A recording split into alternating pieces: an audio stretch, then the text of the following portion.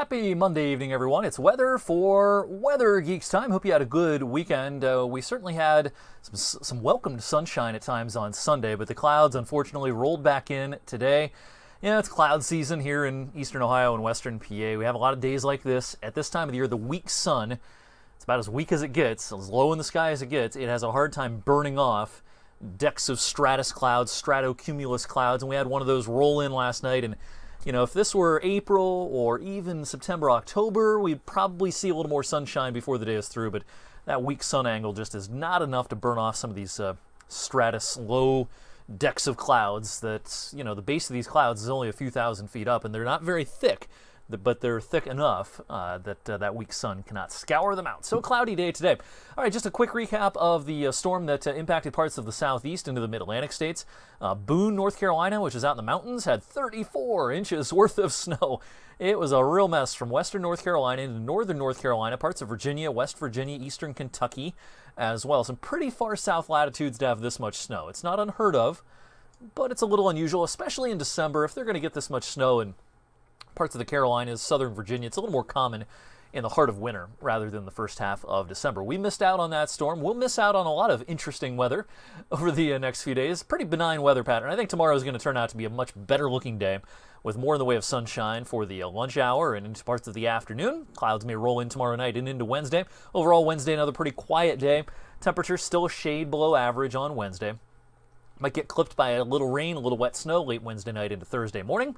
Otherwise, another pretty quiet day coming up on Thursday. Our weather really doesn't get real active again until the very end of the week and heading into the weekend. Maybe some afternoon showers Friday, but I think the rain's most likely Friday night and heading into parts of Saturday. Because the weather's pretty quiet across the region this week, I did want to talk a little bit more about the longer range this evening. And we've been talking about this on Weather for Weather Geeks seemingly forever. Mid-December not looking that cold. Now, we're not going to see 63 like we had last Sunday, but we're going to see a lot of above-average temperatures, it looks like, in the next 8 to 14 days. And, of course, day 14 of today's forecast is Christmas Eve. So we're getting pretty close to being able to start taking some educated stabs about the pattern as we go into that run-up to Christmas.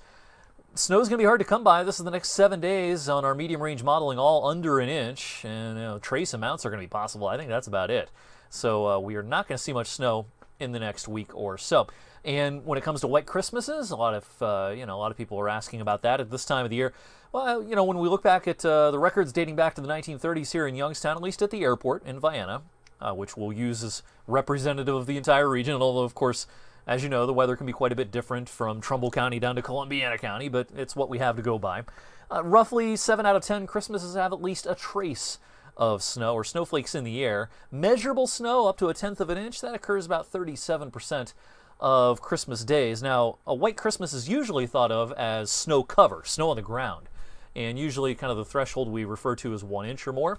About 46% of our Christmases have a snow cover, a snow depth, if you will, of at least 1 inch. The most snow during one day that fell from midnight to midnight on Christmas Day was in 2002. We had 5.4. The deepest snowpack on Christmas, dating back to 1934, was in 1995. We had 10 inches on the ground. So given the relatively mild pattern I think we're going to have in the run-up to the holiday, I'm going to go below our historical average here for the odds of a white Christmas. This is just my first stab. Surely this is going to change as we get closer to Christmas.